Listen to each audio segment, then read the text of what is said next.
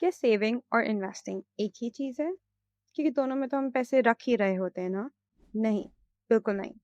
The truth is, saving and investing are completely different tools. कैसे? Let's see.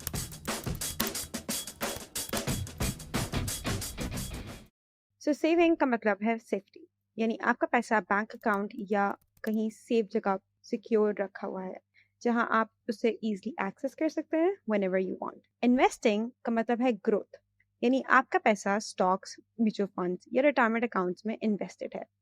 थोड़ा risk होता है, लेकिन जैसे आपके स्टॉक्स, म्यूचुअल फंड्स या एसेट्स की वैल्यू बढ़ती है, वैसे आपके पैसे की भी वैल्यू इंक्रीज होती है. So investing in assets refers to growing your wealth and beating inflation at the same time. Both are important concepts, but using saving when you should invest or investing when you should have saved creates a financial chaos. मतलब हम save करते हैं for बुरा वक्त and उस saving को हम emergency fund कहते हैं. An emergency fund is a 3 to 6 months of expenses in form of cash or money market fund that is kept liquid and safe. So if life throws you on a curveball, you don't have to sell your investments at the wrong time. Yani, emergency fund acts as a buffer, safety net for you and your investments. For savings, we have emergency funds. For investing, we have investment funds. It's the money you don't need right away. The money that can grow for years untouched. यानी वो पैसा आपको अभी नहीं चाहिए. Coming back to the problem, अगर आपने अपने इमरजेंसी फंड को रिस्की एसेट्स में इन्वेस्ट किया है या अपने इन्वेस्टमेंट फंड को सेविंग कंसिडर करके लो रिस्क प्रोडक्ट या बैंक में रख दिया है, तो मसला है. So what's the solution? So let me break it down. Think your money in buckets.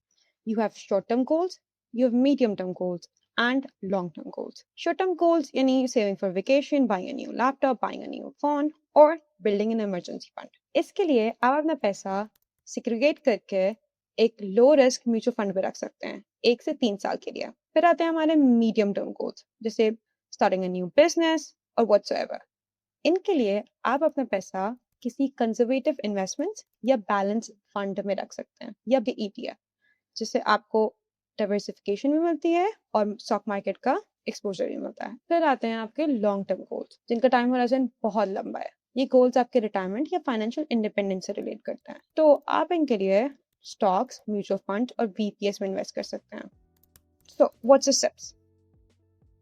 पहले अपने गोल्स को सेग्रीगेट करें short term, medium term and long term में. फिर अपना पैसा suitable funds में इन्वेस्ट करें. When you match your goals with the right tool, saving or investing, you stop feeling anxious about your money. Everything has a place. So here's a simple formula. Save to protect, invest to grow. पहले अपना emergency fund बनाओ, फिर long term future के लिए invest करो. That's how actually you can save and invest the right way. Thank you.